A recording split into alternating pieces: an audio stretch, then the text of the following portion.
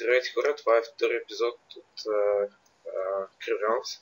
Сега си забравих. При мен е Иван. И здравейте хора. Ние ще строим мелница, сигурно. Още не знам как ще изглежда. Това, което виждате зад мен, пред мен вече, е музея, който няма да показвам още. Сигурно в следващия епизод ще е готов. Няма много новости. Моята база, освен музея, няма. В неговата има един хабар. Сега ще го покажа. То ще го видите в неговия клип преди го. Все пак. Сега. Нищо. Това е. Тук има дравче. Видите го хабара, няма животно.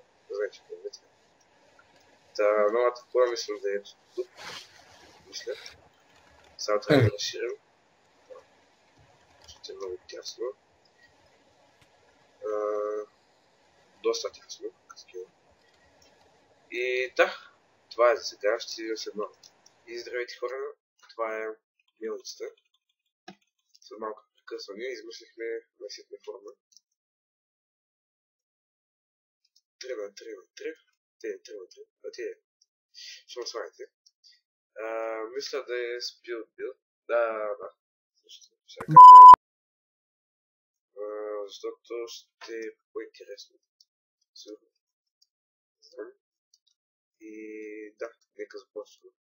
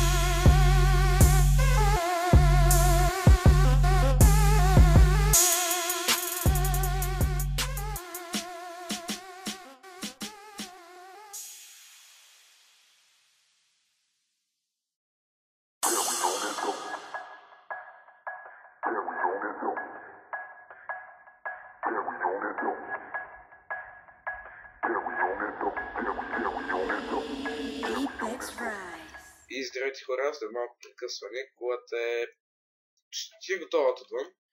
Имам довърша втория етаж. Ме лично много ми харесва как става отвън. Да, покрива го слях с взех идеята от музея. Малко индийски, ама нищо. Повече ми прилича на някаква кула. Колкото на мелница, къде си? Ама биве. Добре, те са псуват като нормални. Това е мелницата. Това още не влезна мелница. Ще замяза. Така вече е готова.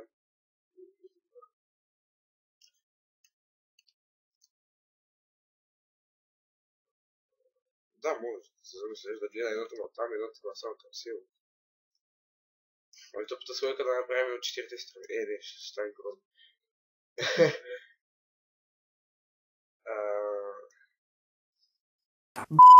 Minecraft Съкс. Да, и това е за сега. Трета част. И след малко ще се включим отново. И това е последната част от клипа. Когато е почти завършена. Само имам опрям покрива.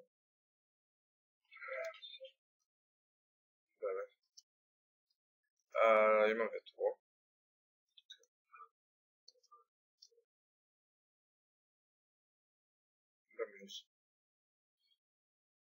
То не е довършено още. Да, има ветло, което още не е довършено. Трябва да се слагат капацията. Там някъде. Ще видим. Ще го измислим. Обаче за сега се получава много яко. Много ми харесва.